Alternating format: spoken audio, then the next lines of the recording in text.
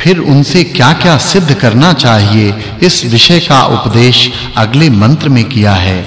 भावार्थ: भूमि, समुद्र और अंतरिक्ष में जाने की इच्छा करने वाले मनुष्यों को योग्य है कि 3 चक्र, अग्नि के घर और स्तंभ युक्त यान को रचकर उसमें बैठकर एक दिन रात में भूलोक, समुद्र, अंतरिक्ष मार्ग से 3-3 बार जाने को समर्थ हो सकें।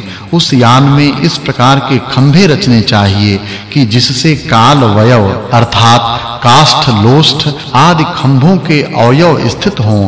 फिर वहां अग्नि जल का संप्रयोग कर चलावें, क्योंकि इनके बिना कोई मनुष्य शीघ्र भूमि, समुद्र, अंतरिक्ष में आने जाने में समर्थ नहीं हो सकता। इससे इनकी सिद्धि के लिए सब मनुष्यों को बड़े-बड़े यत्न अवश्य करने चाहिए। फिर उनमें सिद्ध किए हुए यानों से क्या-क्या सिद्ध करना चाहिए, इस विषय का उपदेश अगले मंत्र में किया है। भावार्थ: शिल्प विद्या को जानने और कला यंत्रों से यान को चलाने वाला, ये दोनों प्रतिदिन शिल्प विद्या से यानों को सिद्ध कर 3 प्रकार अर्थात शारीरिक, आत्मिक और मानसिक सुख के लिए धन आदि अनेक उत्तम पदार्थों को इकट्ठा कर सब प्राणियों को सुखयुक्त करें, जिससे दिन रात में सब लोग अपने पुरुषार्थ से इस विद्या की उन्नति कर और आलस्य को छोड़ के उसके उत्साह से उसकी रक्षा में निरंतर प्रयत्न करें। फिर उनसे क्या कार्य करना चाहिए, इस विषय का उपदेश अगले मंत्र में किया है। भावार्थ: इस मंत्र में 2 उपमा अलंकार हैं। शिल्प विद्या के जानने वाले मनुष्यों को योग्य है कि विद्या की इच्छा करने वाले अनुकूल बुद्धिमान मनुष्यों को पदार्थ विद्या पढ़ा और उत्तम शिक्षा बार-बार देकर कार्यों को सिद्ध करने में समर्थ करे, और उनको भी चाहिए कि इस विद्या का संपादन करके यथावत चतुराई और पुरुषार्थ से सुखों के उपकार को ग्रहण करे। फिर वे किस कार्य के साधक हैं, इस विषय का उपदेश अगले मंत्र में किया है। भावार्थ: मनुष्यों को उचित है कि अग्नि भूमि के अवलंब से शिल्पकारों को सिद्ध और बुद्धि बढ़ाकर सौभाग्य और उत्तम अन्नादि पदार्थों को प्राप्त हों, तथा इस सब सामग्री से सिद्ध हुए यानों में बैठ के देश देशांतरों का जा आ और व्यवहार द्वारा धन को बढ़ाकर सदा आनंद में रहें।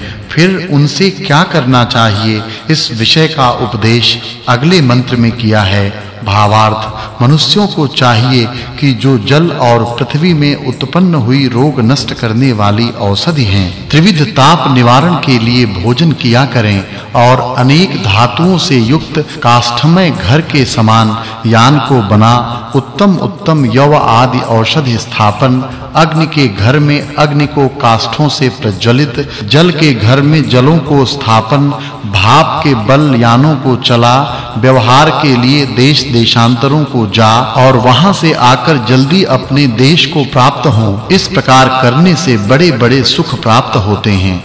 यह चौथा वर्ग समाप्त हुआ।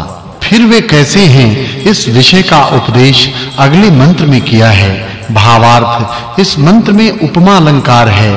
संसार सुख की इच्छा करने वाले पुरुष जैसे जीव अंतरिक्ष आदि मार्गों से दूसरे शरीरों को शीघ्र प्राप्त होता और वायु शीघ्र चलता है, वैसे ही पृथ्व्यादि विकारों से कला यंत्र युक्त यानों को रच और उनसे अग्नि, जल आदि का अच्छे प्रकार प्रयोग करके चाहे हुए दूर देशों को शीघ्र पहुंचा करें। इस काम के बिना संसार सुख होने संभव नहीं है। फिर वे कैसे हैं और उनसे क्या-क्या सिद्ध करना चाहिए, इस विषय का उपदेश अगले मंत्र में किया है। भावार्थ: मनुष्यों को योग्य है कि सूर्य वायु के छेदन, आकर्षण और वृष्टि कराने वाले गुणों से नदी चलती तथा हवन किया हुआ द्रव्य दुर्गंधादि दोषों का निवारण कर सब दुखों से रहित सुखों को सिद्ध करता है।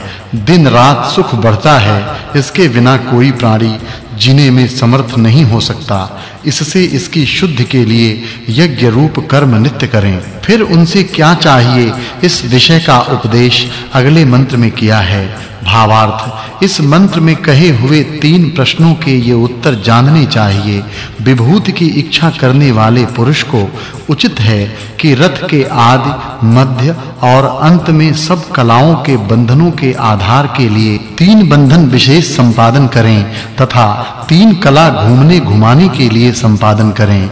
एक मनुष्य के बैठने, दूसरी अग्नि की स्थिति और तीसरी जल की स्थिति के लिए करके जब चलने की इच्छा हो तब यथा योग्य जल काष्ठों को स्थापन, अग्नि को युक्त और कला को वायु से प्रदीप्त करके भाप के वेग से चलाए हुए यान से शीघ्र दूर स्थान को भी निकट के समान जाने में समर्थ होवे, क्योंकि इस प्रकार किए बिना निर्विघ्नता से स्थानांतर को कोई मनुष्य शीघ्र नहीं जा सकता। फिर उनसे क्या सिद्ध करना चाहिए, इस विषय का उपदेश अगले मंत्रों में किया है।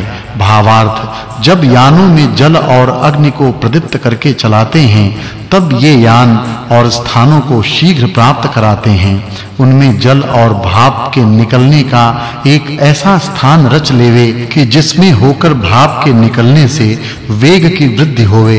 इस विद्या का जानने वाला ही अच्छे प्रकार सुखों को प्राप्त होता है। भावार्थ, जब मनुष्य ऐसे यानों में बैठकर उनको चलाते हैं तब 3 दिन और 3 रात्रियों में सुख से समुद्र के पार तथा 11 दिन और 11 रातियों में ब्रह्मांड के चारों ओर जाने में समर्थ हो सकते हैं।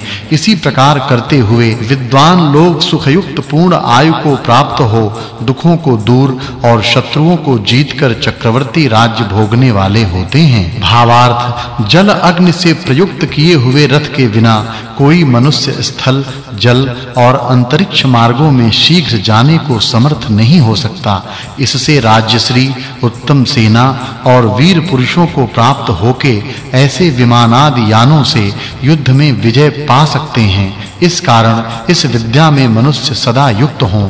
पूर्व सूक्त से इस विद्या के सिद्ध करने वाले इंद्र शब्द के अर्थ का प्रतिपादन किया तथा इस सूक्त से इस विद्या के साधक अश्वि अर्थात द्यावा, पृथ्वी आदि अर्थ प्रतिपादन किए हैं। इससे इस सूक्त के अर्थ की पूर्व सूक्त के अर्थ के साथ संगति जाननी चाहिए। यह 5वां वर्ग और 34वां सूक्त समाप्त हुआ। अब 35वें सूक्त का आरंभ है। उसके पहले मंत्र में अग्नि आदि के गुणों को जान के सब प्रयोजन सिद्ध करे, इस विषय का वर्णन किया है। भावार्थ, मनुष्य को चाहिए कि दिन रात सुख के लिए अग्नि, वायु और सूर्य से उपकार को ग्रहण करके सब सुखों को प्राप्त होवे, क्योंकि इस विद्या के बिना कभी किसी पुरुष को पूर्ण सुख संभव नहीं हो सकता। अब अगले मंत्र में सूर्य लोक के गुणों का उपदेश किया है। भावार्थ, इस मंत्र में श्लेषालंकार है। जैसे पृथ्वी आदि लोक मनुष्यादि प्राणियों का व सूर्य लोक अपने आकर्षण से पृथ्वी आदि लोकों को व ईश्वर अपनी सत्ता से सूर्यादि लोकों को धारण करता है, ऐसे क्रम से सब लोकों का धारण होता है। इसके बिना अंतरिक्ष में किसी अत्यंत भार युक्त लोक की अपनी परिधि में स्थिति होने का संभव नहीं होती और लोकों के घूमे बिना क्षण, मुहूर्त, प्रहर, दिन, रात, पक्ष, मास, ऋतु और संवत्सर आदि कालों के अवयव उत्पन्न नहीं हो सकते। अब वायु और सूर्य के दृष्टांत के साथ अगले मंत्र में शूरवीर के गुणों का उपदेश किया है। भावार्थ, इस मंत्र में वाचक् लुप्तोपमा अलंकार है। जैसे ईश्वर की उत्पत्ति की हुई सृष्टि में वायु नीचे ऊपर व समगति से चलता हुआ नीचे के पदार्थों को ऊपर और ऊपर के पदार्थों को नीचे करता है, और जैसे दिन, रात व आकर्षण धारण गुण वाले अपने किरण समूह से युक्त सूर्य लोक अंधकारादिकों के दूर करने से दुखों का विनाश कर सुख और सुखों का विनाश कर दुख को प्रकट करता है, वैसे ही सभापति आदि को भी अनुष्ठान करना चाहिए।